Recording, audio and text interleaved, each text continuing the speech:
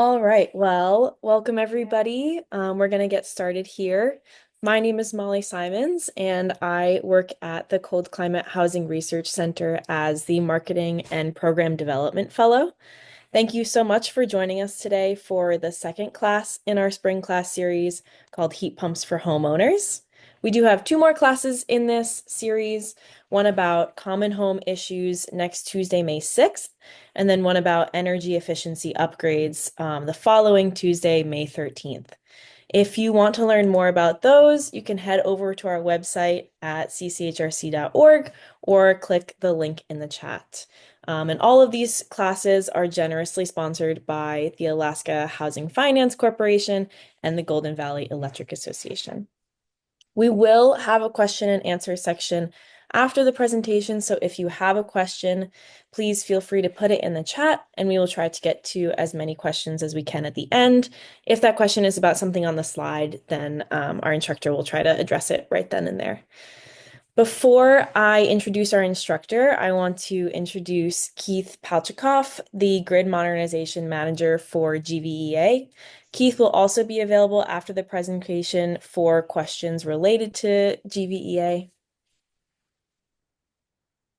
Can you hear me? Yes. Oh, good. Hi. Um, Here mostly to learn, and so please continue. But if there is any follow-up Gold Valley specific type questions, I can try to answer or get back with and to respond back with answers afterwards. Perfect. Thanks, Keith. Mhm. So our instructor for today is Dr. Tom Marsik. Tom is the chief scientist at the National Renewable Energy Lab, NREL, at their Alaska campus here in Fairbanks. He has a joint position with the University of Alaska Fairbanks, UAF, where he serves as an associate professor of sustainable energy for the UAF Bristol Bay campus and the Alaska Center for Energy and Power, or ACEP. He is passionate about research and education in the areas of energy and sustainability, and he utilizes the synergies of his joint position to benefit people in Alaska and beyond. He is a leading expert in heat pumps and related research. We are so excited to have Tom here with us, and we can't wait to learn from him. So take it away, Tom. Well, thank you so much, Molly, for the introductions. I'm gonna share my screen here with the slides. And thank you to you, Molly, and the Cold Climate Housing Research Center for organizing this class. And of course, thank you to the sponsors again, so the Golden Valley Electric Association and the Alaska Housing Finance Corporation for sponsoring this class. And of course, thank you to you all, the participants in this class, for the opportunity to speak with you about heat pumps for homeowners. So just a brief outline. We will start with a heat pump intro and look at what a heat pump is. Then we will look at a comparison of different types of heat pumps. And then we'll focus specifically on air source heat pumps. And we'll look at the performance of those air source heat pumps in cold climates. I'm gonna show you some resources about heat pumps. And afterwards, we'll look at what kind of savings we can achieve with a system approach if we combine the heat pump with other energy efficiency measures. And towards the end, I'll try to summarize and draw some main conclusions. And at the very end, I'm hoping to demonstrate a tool or two online that is useful for you if you are trying to make decisions about installing a heat pump. And like Molly said, if you have questions about something you see directly on the slide, jump in right away so we can address that right away. If you have a broader question, then we'll encourage you to wait till the end after the presentation so we can manage the time a little bit better. Okay, so what is a heat pump? A heat pump is a device that takes heat from a cold place and puts it into a warm place, which is the opposite of what's happening naturally. Naturally, heat flows from hot to cold, but we can reverse that using a heat pump. you all likely have experience with heat pumps because you all likely are using a refrigerator or a freezer in your lives. And a refrigerator or a freezer is a heat pump. It takes the heat from the cold interior and puts it then to the warm environment inside in your building. So that's why the coil on the back of your fridge is hot, because that's where the heat is going that was extracted from the inside of that fridge or that freezer. And we can use the same technology for heating buildings, except now we are not extracting the heat from the inside of a freezer. We are extracting it from the outside environment. But when you think about the outside environment in Alaska, in winter, it's kind of similar to the environment in the freezer. So we're using the same technology for heating buildings. Now, the outside environment, it can be the ground. Then we are talking about a ground source heat pump. It can be a body of water. Then we call it a water source heat pump. Or it can be the outside air. And then we call it the air source heat pumps. And the air source heat pumps is what's currently getting the most attention. And it's partly because of the relative low install cost compared to the other types of systems in typical situations. And that's what we are mainly going to focus on in this class, on those air source heat pumps. And here's an example of an air source heat pump. So here's the outside unit. That's the one that extracts the heat from the outside environment. And then there's this indoor unit that supplies the heat into the indoor environment. The type of the system specific on this picture is what we call a ductless mini split system. There are other types, but this is a ductless mini split system. And it's because the indoor unit directly blows warm air into the inside environment. It has no ducts, so that's why ductless. And we have one indoor unit for one outdoor unit, so that's why we call it a mini split system. And I'll talk about those a little more later. So what are the advantages of heat pumps? They are relatively low maintenance. They have no combustion on site. They are partially renewable, and it's because the heat that they're extracting from the outside environment is there thanks to things like the sun. They can be fully renewable if the electricity for the heat pump also comes from renewable sources. And they have the potential to lower the energy use and energy costs. And it's because their efficiencies are greater than 100%. And that's why we don't really call it efficiency. We call it the coefficient of performance. Now, how is it possible that the efficiency or the coefficient of performance is greater than 100%? It's because of simple laws of physics that tell us that energy cannot appear or disappear. So the energy we put in the heat pump in the form of electricity, because the heat pumps run on electricity. So the energy we put into it in the form of electricity ends up in the building in the form of heat. And the heat that is extracted from the outside environment also ends up in the building. So at the end, the amount of energy we get into the building in the form of heat is greater than the amount of energy we had to put into the heat pump in the form of electricity. Now, how many times greater? That's what the coefficient of performance tells us. So that's that COP, that coefficient of performance. So if that coefficient of performance is, for example, a 3, which some people describe as efficiency being 300%, it means for every unit of energy we put into the heat pump in the form of electricity, we get 3 units of energy in the form of heat into the building. And it's because that one unit that we put into the heat pump in the form of electricity ends up in the building in the form of heat, and an additional 2 units of energy are extracted from the outside environment, and they also end up in the building. So again, we get 3 units of energy in the form of heat for 1 unit of energy we put into the heat pump in the form of electricity if the COP is 3. And the COP depends, we'll talk about in this class. But this was an example if the COP is 3. So the Alaska Center for Energy and Power did a great job compiling data about some existing installations in Alaska for different types of pumps. And one of the things that they looked at is the installed cost. And so this graph on the x-axis, that's the size of the system. And on the y-axis, that's the installed cost per 1 unit of thermal output. And they did this for the various types of heat pumps. And when you look at the data points are all over the place. It's not like, we can draw a clear conclusion saying that, one type of a heat pump would be cheaper than other types of heat pumps. And it's because there are other factors that play into the install cost. Things like, how do we bring the source to the heat pump? Or how do we distribute the heat throughout the building?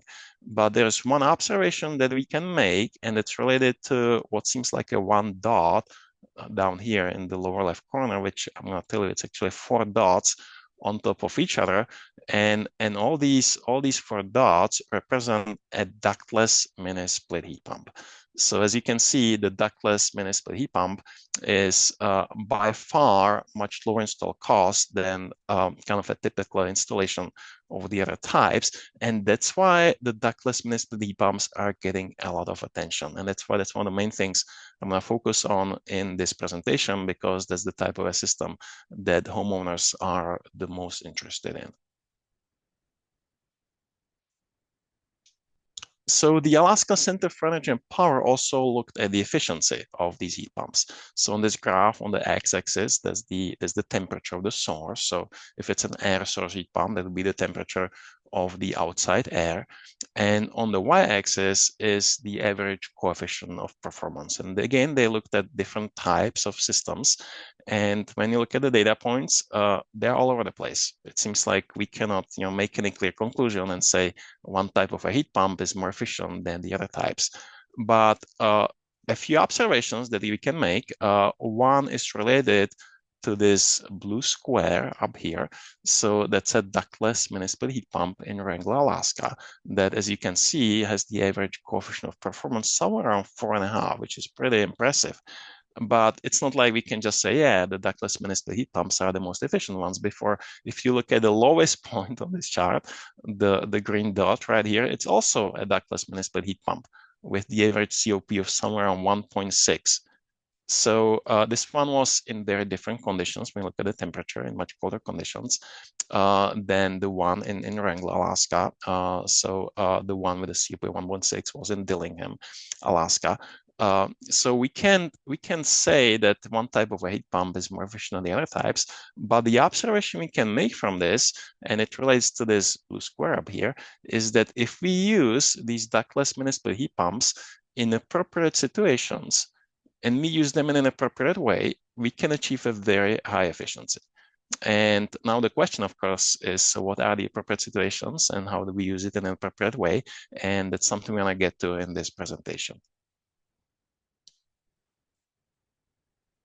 So when we are using an air source heat pump in very cold climates, there is an obvious challenge, and it is that the colder it gets outside, the harder it is for the heat pump to extract the heat from the outside environment, and the efficiency goes down, and the heat output of that heat pump goes down. Now your building envelope is doing the opposite. The colder it gets outside, the more heat you need. So you may end up with a heat deficit in very cold temperatures, and in even colder temperatures, the heat pump might stop working altogether. So when you need the heat source the most, it stops working on you, which is obviously not a good thing. So one of the important considerations for cold climates is that you do need a backup heat source if you are looking at using an air source heat pump in cold climates. Then the other consideration is that I see there are some drawings going on the slide. Thank you for pausing that. Okay, so what is the source of electricity and its efficiency? So, for example, in remote Alaska, typically we use diesel generators for producing electricity, and people often also use heating oil, which means diesel, for heating buildings. And then a fair question to ask is, well, does it make sense to use the diesel in the power plant to produce electricity for the heat pump, when we can just burn the diesel directly in the all-fired heating system of the building? And when we look at the numbers, the efficiency of an efficient diesel generator would be, say, 35%. An efficiency of an efficient oil-fired heating system is, say, 85%. And so 85% divided by 35% is about 2.5. So what it means that we need a coefficient of performance of at least 2.5 in those situations for that to make sense. If the coefficient of performance is lower than that, then the amount of diesel you have to burn in the power plant to produce the electricity for the heat pump is greater than if you are just using the diesel in the oil-fired heating system of your building. Now, in places like Southeast Alaska, in communities where the electricity is produced from hydroelectric power plants, that's a very different situation. In those communities, often they just use direct resistance heating, and which direct resistance heating has a COP of 1. And in those situations, if you're upgrading to a heat pump, all you need is a COP greater than 1, and you are saving energy. So where you are and what that specific situation is a very important consideration. Now I realize we have a lot of people from Fairbanks here, so because the other question is, so one is, so what kind of COP do we need to save fuel? But the other one is, what kind of COP do we need to save money for the homeowner? And these two don't always align, unfortunately. But in Fairbanks, we are lucky that they do kind of align. And so that magic number in Fairbanks is around the coefficient of performance, COP being around 2. So the COP is greater than about 2. We are actually saving fuel, given the generation mix in Fairbanks. We are saving fuel, we are saving greenhouse gas emissions, and also the homeowner is saving money if the COP is greater than above 2. The another consideration is, are we going to use air-to-air systems or air-to-water systems? And the reality is that the air-to-air heat pumps tend to be a lot cheaper. So most people are interested in those. Then for those air-to-air heat pumps, are you going to use a ducted system or are you going to use a ductless system? And again, as you saw in the graph, the ductless system is the one that has a much lower initial cost. So that's the one that most people are interested in nowadays. Now with the ductless system, are you going to use an external thermostat or a built-in thermostat? And the reality is that most people just use the built-in thermostat that the unit comes in. So here's a picture of the indoor unit of a ductless mini split system, and it sucks the indoor air on top of that unit and warms it up, and then blows that warm air from the bottom of the unit, and it measures. There's a temperature sensor on the inlet, and that's where it measures the room temperature as the room temperature air is being sucked in. And while it's not totally accurate, because some of that warm air that the heat pump is spitting out, because of its buoyancy, makes it back to the inlet and affects the sensor a little bit. The reality is that most people are okay with that and don't want to go through the additional cost of the external thermostat. That option is there, but and then you can measure temperature wherever you want in your building, but of course there's a higher initial cost. So as a result of that, again, most people are just using the built-in thermostat. Another important consideration if we are using pumps in cold climates, of course, is what is the outside air cutoff temperature. So at what point is the heat pump gonna stop working on you?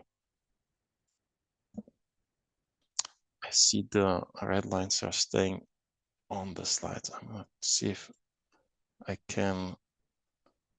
I might not have the ability to erase them. Whoever put them in there, if you can try to click on them yourself and delete them, that would be great.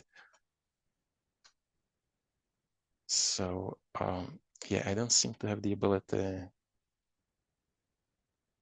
I'm working on it, Tom. Oh, there you go. Awesome. Thank you. Thank you. Great. So how do the heat pumps perform in Alaska, or what do we know about their performance? So we looked at about 30 heat pumps in Alaska and their performance. The map of those locations is here, and the locations with the orange square, that's Dillingham, Juneau, and Wrangler is where we study the performance in a greater detail. And I'm going to share with you what we learned from those detailed monitorings. So here are those three heat pumps in Dillingham, Juneau, and Wrangler. On the y-axis, that's the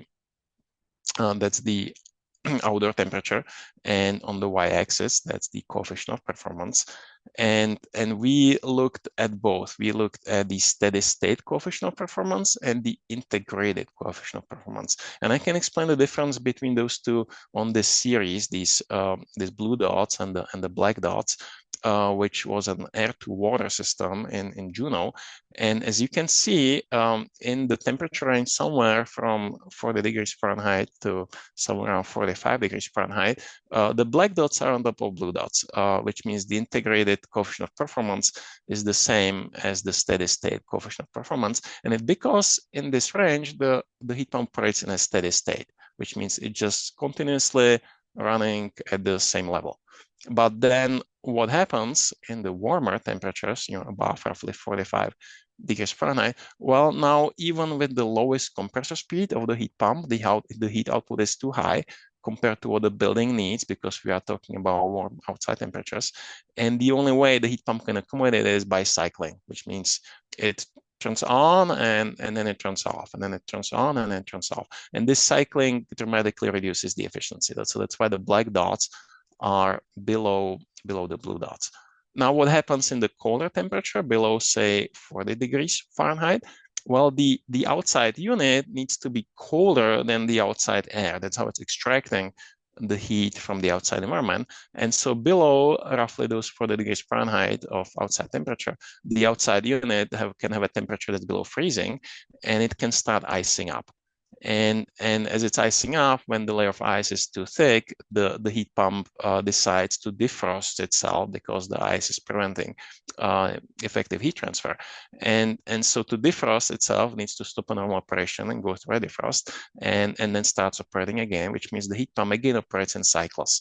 And these cycles are decreasing the efficiency of the heat pump. But that's why in these colder temperatures, the black dots, the integrated coefficient of performance, is lower than the steady state coefficient of performance. And the integrated coefficient of performance at the end reflects the real world performance, because in the real world, the heat pump does cycle. But the other two things I want to point out on this slide are the other two installations. So the one with the red dots and the green dots, it's the ductless municipal heat pump in Wrangler, Alaska, which, as you saw, had the average coefficient of performance of somewhere around 4.5. Very high coefficient of performance.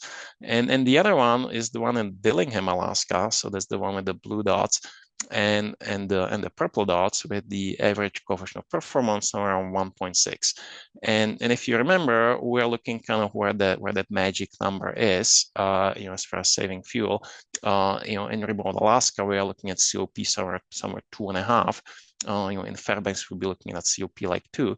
And so as you can see, the ductless municipal heat pump in Alaska, it's a heat pump used in an appropriate situation in relatively warm outdoor temperatures.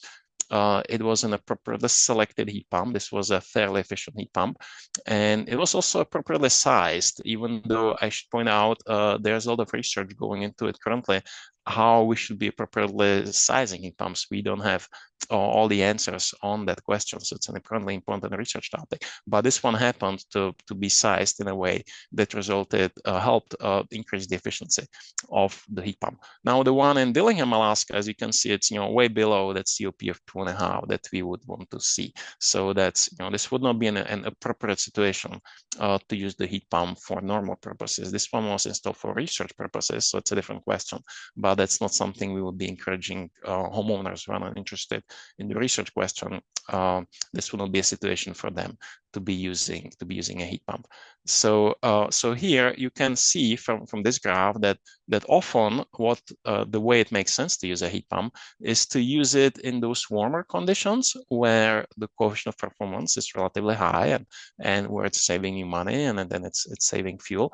And then in those colder temperatures, just don't use that heat pump, and that's where using your backup heat source or your primary heat source or secondary heat source, whatever it is for you. So that's when you're using your other heat source to supply the heat for the building.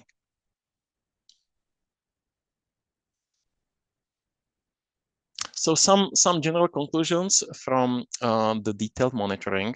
One thing is that the transient operation due to that cycling, which can be due to the defrosts or because of the short cycling, the low load conditions, so that can significantly reduce performance. So optimizing the defrost controls for cold climate is a current research topic. Again, not as relevant to you as a homeowner, but it's good to know that that's something that researchers are working on. Now, what's relevant to you as homeowners is that we also saw there are large variations in efficiency among individual models. So again, you wanna choose efficient models that can get you well above the threshold where it makes sense to use the heat pump in your situation, and also then you wanna use it in those conditions where you're achieving that high coefficient of performance, and not using in those conditions where the COP is low and it doesn't make sense to use the heat pump. I talked about the cycling due to defrost. If you're interested in details or what it looks like, here's a graph on x-axis, the time axis, and I'm going to point at the thermal output. So that's the green series, and as you can see, the thermal output at some point starts decreasing, and it's because there's ice building up on the outside unit, until there's so much ice that the heat pump decides to defrost and the heat output goes to zero. So the indoor unit stops blowing that warm air, and the heat pump goes into defrost. It's still using electricity for that. So that's why the blue line, the electrical input, is not zero. So it's still using electricity, but you are not getting any heat from that. It's just used for the defrost, and this is partly why it's decreasing the efficiency of the heat pump. And when it defrosts itself, then it starts running again. So that's where the green dots, so that's the thermal output, goes into positive values again, until it starts dropping because of icing and goes into another defrost, and the cycle continues. Here is just an example of that short cycling in low load conditions can look like when it's warm outside and the heat pump needs to cycle to accommodate that low thermal load. Again, the green dots is the thermal output. As you can see here, it's roughly 5 minutes on, 5 minutes off, 5 minutes on, 5 minutes off. And this again can greatly reduce the efficiency of the heat pump. So I promised I would share some resources with you. So a great resource for heat pumps in Alaska is Alaska Heat Smart. So Alaska Heat Smart is a nonprofit located in Juneau, but they have resources that are for both. They are for Juneau specifically, but they also have resources that are applicable statewide. And among those resources are also incentives. They have on their website incentives for both for Juneau specifically, and also incentives that are more broadly applicable. And just to kind of briefly summarize the ones that I'm aware of currently. So what's currently available is that federal tax credits, so you can get up to $2,000 in federal tax credit for heat pump installations. So that's an existing incentive. Then Alaska Heat Smart, together with Southeast Conference, recently received a very large grant to incentivize heat pumps in coastal communities in Alaska. So they are they have received the grant, and they are preparing to roll out those incentives. Again, information about that is on their website. So stay tuned for that. And also there is the Inflation Reduction Act funding coming to the state of Alaska, and Alaska Heat Smart is also doing a good job keeping track of that. So you can also find the status of that on their website. That funding has not been rolled out yet, but that's being planned. So those are the more broadly applicable incentives I'm aware of currently. Then the other resources, and thanks to those of you who are posting additional resources in the chat. Thank you for that. So the other resources, of course, the Cold Climate Housing Research Center has a website about cold climate air source heat pumps. Then there's this municipal heat pump calculator that I'm planning to demonstrate how to use at the end of this session. If we have time, I'm also going to show how to use this interactive visualization tool. Then there is the Northeast Energy Efficiency Partnership Cold Climate Air Source Heat Pump list. So basically all heat pumps on the market are available in this database on this link. So if you are looking at a specific heat pump model, very likely you can find it in this list and see what the specifications are for the heat pump, including the performance of the heat pump. Resource Canada has a nice toolkit for heat pump sizing and selection. Here's the link. If you are interested in more detailed classes on heat pumps, here are some links for you. And here's also a link to a database of incentives for renewables and efficiency nationwide, but it includes specifics for the state of Alaska. So when we talk about heat pumps to save energy, we shouldn't forget about other things we can do to save energy, because the biggest savings can be achieved with a system approach when you combine a heat pump with other energy efficiency measures. So here's an example of the potential savings when you combine the heat pump with other efficiency measures. So here's an example of a building. It's a home in Dillingham, Alaska, an extremely energy efficient home. It has an extremely energy efficient building envelope. We are talking about 28 inches thick walls, so extremely insulated, extremely airtight. As you can see, it's heated with an air source heat pump. So you can see the heat pump here. And the heating bill for this home is a few $100s annually in Dillingham, Alaska, where normal homes pay thousands of dollars for heating annually. So this is just an example of how to demonstrate what kind of savings can be achieved if you combine the heat pump with other energy efficiency measures. Speaking of which, I'm going to put in a plug. I'm teaching a class called Energy Efficient Building Design and Simulation on May 9th to May 11th. It's an intro level class, mainly for people who are planning to build a new home or retrofit an existing home, and they would like to, ahead of time, optimize the design for that. So if anybody is interested in more information about the class, definitely don't hesitate to contact me.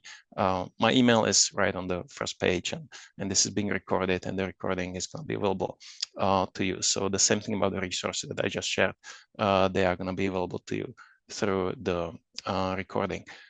So just want to put in a plug for the class, and put in a plug for energy efficiency when we talk about air source heat pumps.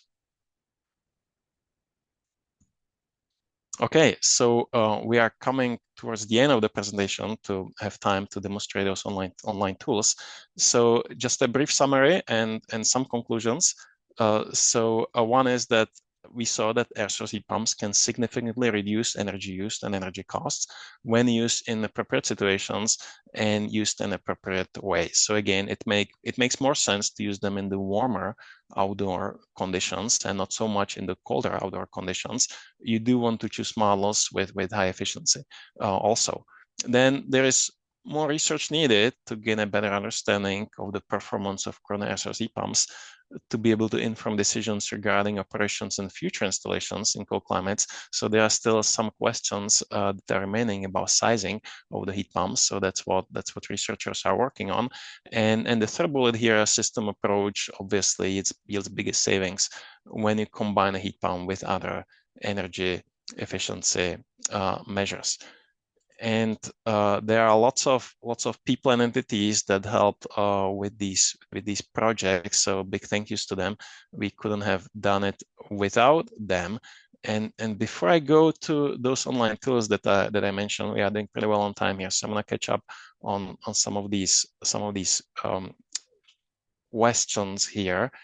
And one of them is I'm interested in a pond-sourced heat pump in Fairbanks. Yeah, that's a that's a good question for water source heat pumps, and the reality is it's difficult to find an off-the-shelf system that we could just directly use for that. The current, like I said, currently the interest is mostly in those ductless mini-split systems. So it's definitely possible to extract the heat from a pond and use it for heating a building, but it does definitely require a more customized design. Then thanks again to those who have been posting the additional links. Then there's a question: can the ductless inside unit be installed on the second floor with the outside unit on the ground? Yeah, good question. Thank you. Yes, it can. So there's a recommended length of the lines between the outside unit and the inside unit. The ductless mini split systems typically come pre-charged with the refrigerant, and so when the installer installs that for you, they don't need to typically put in additional refrigerant. But if the line length is longer than what the pre-charge is made for, then the manufacturer provides guidelines of how much refrigerant needs to be added to that. So depending on where you fall, you might need to or not add additional refrigerant into the system. So in general, closer is better as far as the system efficiency, but there's a possible stretch it to some extent.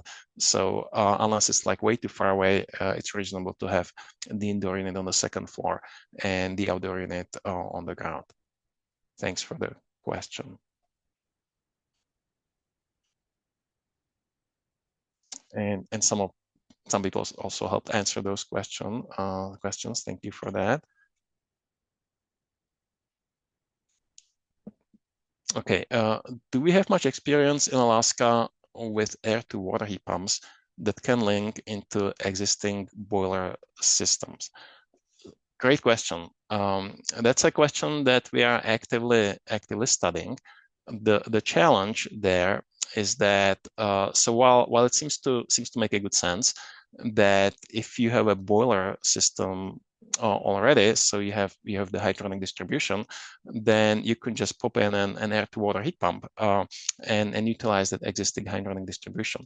The challenge is that most of the boiler systems have been designed to operate at relatively high temperatures for the hydronic distribution. And if you are gonna try to achieve the same temperature with a heat pump, either it's going to be very inefficient because the higher temperature you need to achieve, the lower the efficiency of heat pump is, or it's simply not going to be possible. You're often above the limits that most manufacturers have for the temperature of the delivery fluid.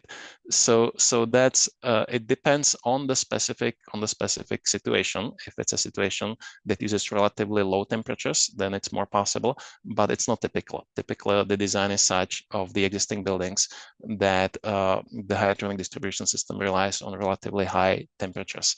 And there are manufacturers now trying to manufacture heat pumps that could be providing these higher temperatures, but as far as data from the true real performance of those heat pumps currently doesn't really exist. We are studying those heat pumps, but so far we don't have finalized data that could inform those decisions. But that's an ongoing research effort. Now, as far as new installations, that's more possible because if you choose in-floor heating, for example, where you can get by with lower temperatures, then it's more feasible to use an air-to-water heat pump. So I'm gonna pause here on the questions. I see there's a lot of them. That's great to see all this interest. For the interest of time, I'm gonna pause here, and I'm gonna demonstrate this first tool here, and then we'll see how much time we have for the remaining questions. So Alaska mini split heat pump calculator that was made by Alan Mitchell of Analysis North. So like I said, there are still quite a few things we don't know about the performance of heat pumps in cold climates, but Alan did an amazing job compiling the things that we do know and making this very useful heat pump calculator from the things that we do know. And that's a great tool if you are thinking of installing a heat pump in your home. That's a great tool to start with to see if a heat pump makes sense in your specific situation. So I'm gonna stop sharing my slides here and I'll go to the web and I'll show you how to use this tool. So give me a few seconds here. And thank you, Rosa, for posting the links. Everybody also has that available in the chat.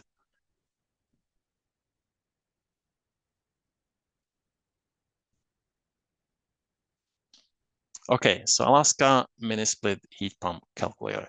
So this simply allows you here online before you do any installations to see if I install a heat pump, what is the estimate as far as how much heat it's going to be saving to me, how much more electricity am I going to be using, how much more am I going to be paying for electricity versus how much I'm going to be saving on heat. So this allows you to do that here through this online tool. So very, very, very important questions to answer before you decide to install a heat pump.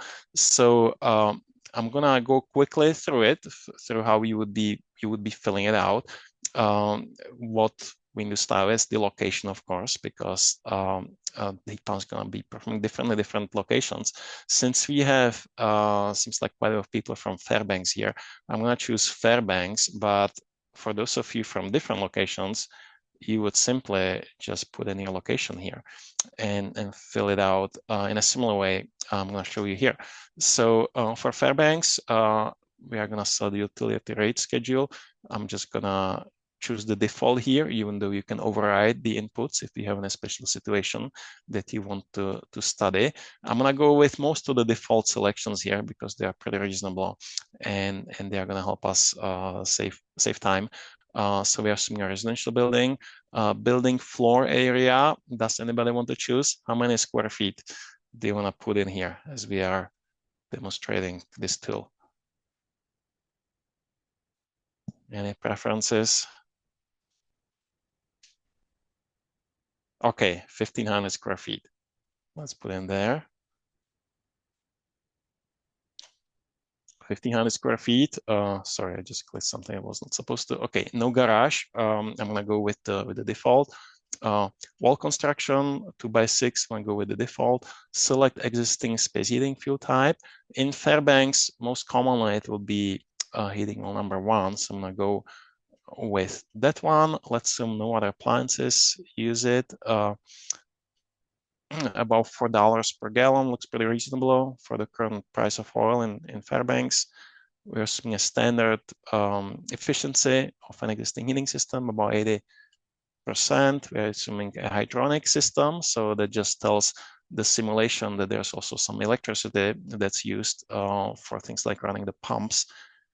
If you do know the actual use for your building, then put it here because that will calibrate the system and you'll get more accurate results. If you don't know it, that's okay because the system estimates it from the information that we just gave it as far as the size of the building and the building envelope and such. Then your current electric use, this doesn't matter in Fairbanks. This would matter in communities with block rates or in communities with power cost equalization, where the price of electricity is going to depend on how much you use. The set point, I'm going to go with the 70 degrees Fahrenheit as a default. We are going to use just a single zone heat pump.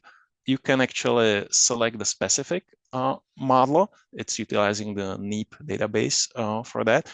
Or if you're just looking at, as a starting point, just in general, is a heat pump gonna make sense? You can go with a simpler model that just using a general heat pump. And it's a relatively efficient heat pump that it's using as a default. That's the HSPF is the heating seasonal performance factor, which is a metric that has to do with that coefficient of performance, and it's something that the manufacturers publish. So that's the heating seasonal performance factor. That's what you want to be looking at when you're selecting a heat pump. The bigger the number, the more efficient the heat pump is. So heating seasonal performance factor, HSPF. Install costs, I'm gonna go with the default. This would be kind of, if you're asking around $5,000, that'll be kind of an ideal installation where you don't need to take any extra measures. If you do need to, upgrade an electrical system, for example, then you are looking at higher costs. Let's assume no rebates for now. Let's assume no financing. And here I'm going to go with the default, saying that you are going to be turning off the heat pump when the outside temperature is below 5 degrees Fahrenheit, because again, doesn't make a lot of sense to use it in very cold temperatures when the operation of heat pump is inefficient. Unless you have a special situation that justifies that. Now, some people simply, just so they don't have to keep an eye on the weather, they just choose to turn it off in the fall and turn it back on in the spring. And so you can simulate it here too. You would just select for which months you have the heat pump off. Is all of the buildings heat currently provided by one space heater, like a Toyo? I'm gonna go with the default, no. In which case, we will tell it how much of the building is served by the heat pump. I'm gonna go with the default, 46%. Here, bedrooms can be as much as 5 degrees cooler than main space. So because this determines how much of the heat from the heat pump is going to be able to make it into the bedrooms, because we are looking at a heat pump with just a single indoor unit. You would typically put it in your main space, the biggest space of your building that you occupy the most, and then some of the heat from that main space can make it into the bedrooms if you keep the temperature cooler. It also depends on whether or not you keep your doors open or closed, so that's why you selected here also. I'm gonna go with the default of open doors, no sales tax in Fairbanks, and that's all you need to fill out. And then you're gonna click on calculate results. And here is what we are gonna learn. So rate of return in this specific situation, minus 2.4%, means that the heat pump doesn't quite pencil out right now. And the truth is, over the years, as we have been demonstrating this calculator, this number is staying pretty close to 0%. Sometimes it's a little positive, sometimes a little negative, because it depends on how the prices of all heating align with the prices of electricity. So they are again, over the years, approximately it's approximately a wash. But right now, we're in a situation that you will be losing money with the current prices a little bit, not very much, but a little bit. The net present value, the negative value, also reflects that. However, you are saving oil. This is how much oil you are saving. You are going to use more electricity because that's what the heat pump is using. You are running with a seasonal average COP of 2.5, so you're roughly, that magic number of about 2 that I said for Fairbanks, and I'll show in a graph then what that means. Greenhouse gas emissions, this is based on the average fuel mix for generation in Fairbanks.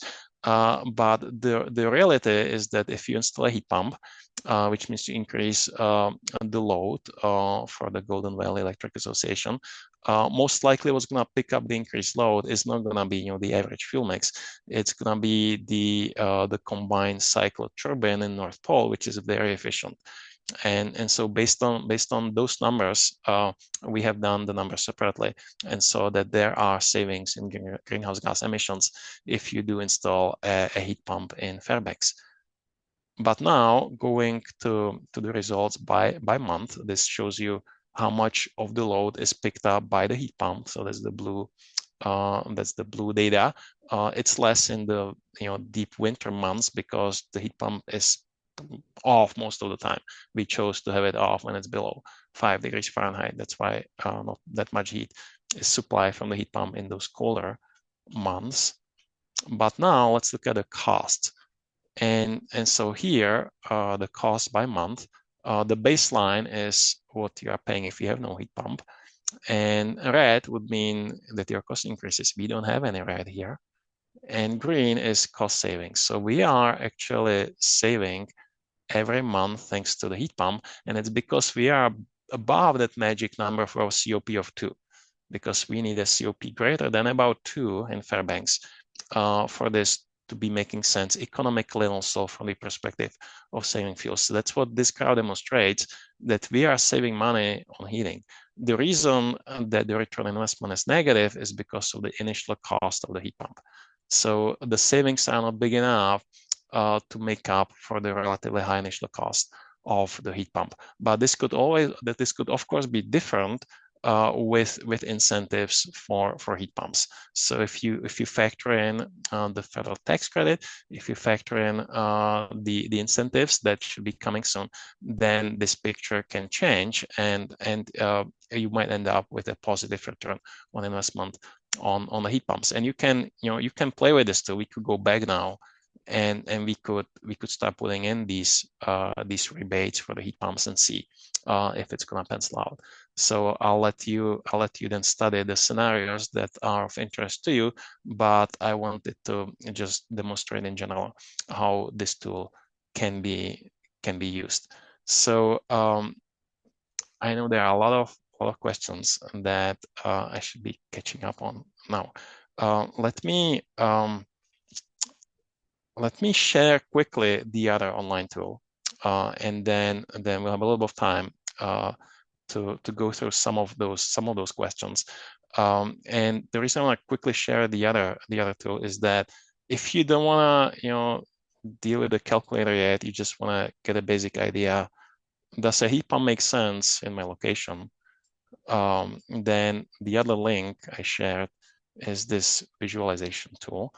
And that's a good starting point if you really just want to quickly look and you don't want to spend time on using this calculator, because this tool already uses the calculator for you. And so one of the things you would likely want to look at first would be here the borough potential and the economic potential. And when I look at the economic potential, and I should have explained, the maps are adjusted for population.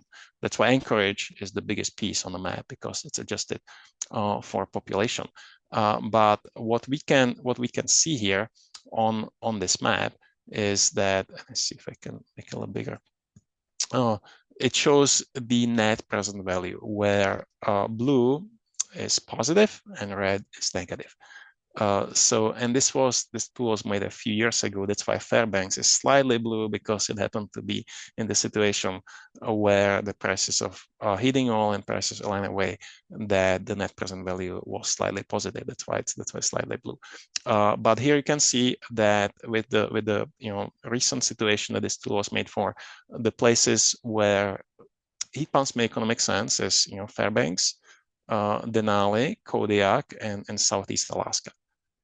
But now, what happens when the subsidies come in, or the incentives? I can just click the biggest one here.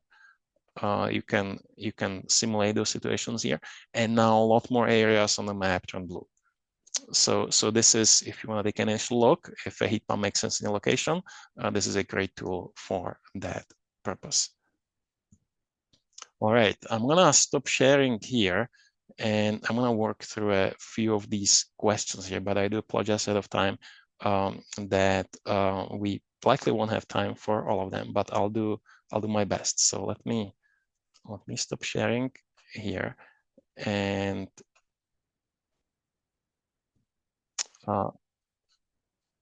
scrolling back up to roughly where we let off. So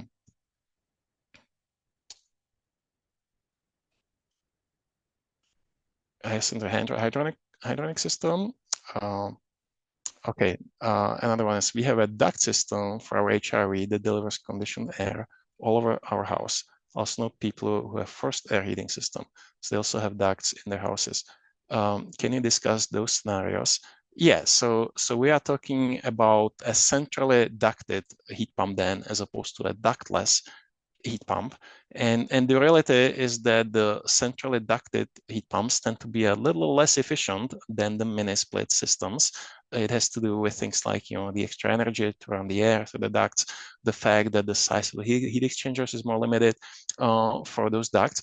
But it is a possibility to have a centrally ducted system. You are typically looking at higher cost.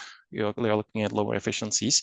Now, as far as upgrading from an HRV to a centrally ducted system, that typically would not be a good option because the size of the duct simply is not big enough for that ventilation system, because it's sized to provide ventilation. It's not necessarily sized to distribute heating. Now, if it's a furnace, it's a little bit different situation, even though those furnaces also, the ductwork can be sized for higher temperatures than the heat pump could deliver, or where that makes sense to deliver. So that's something that we would need to be evaluated for that specific situation. But it is a possibility, yes, to use a centrally ducted heat pump system.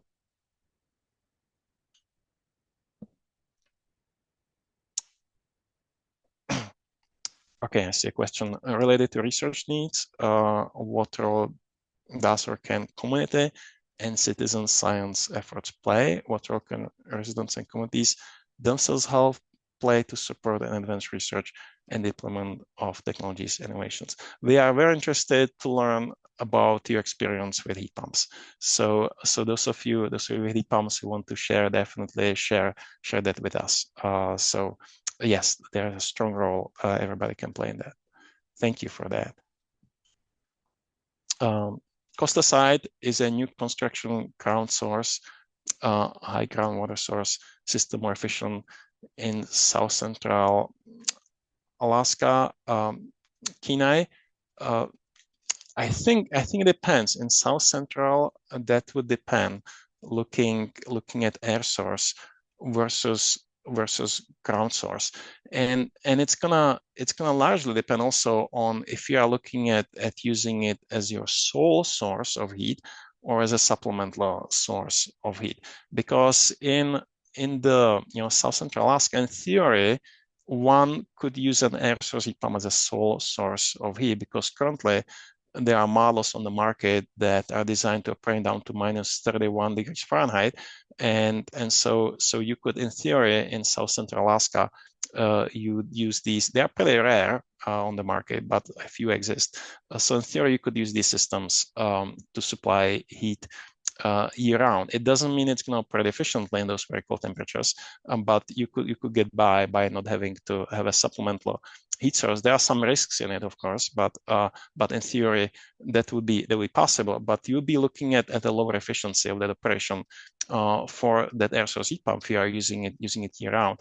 And how that would compare with ground source, I do not know. So one would need to run the numbers for the specific models. But then if you are talking about using the air source heat pump just as a supplemental heat source and using it in those just warmer temperatures, then that's a different picture. So that's where you could potentially be achieving higher efficiencies with that air source heat pumps compared to the ground source heat pump.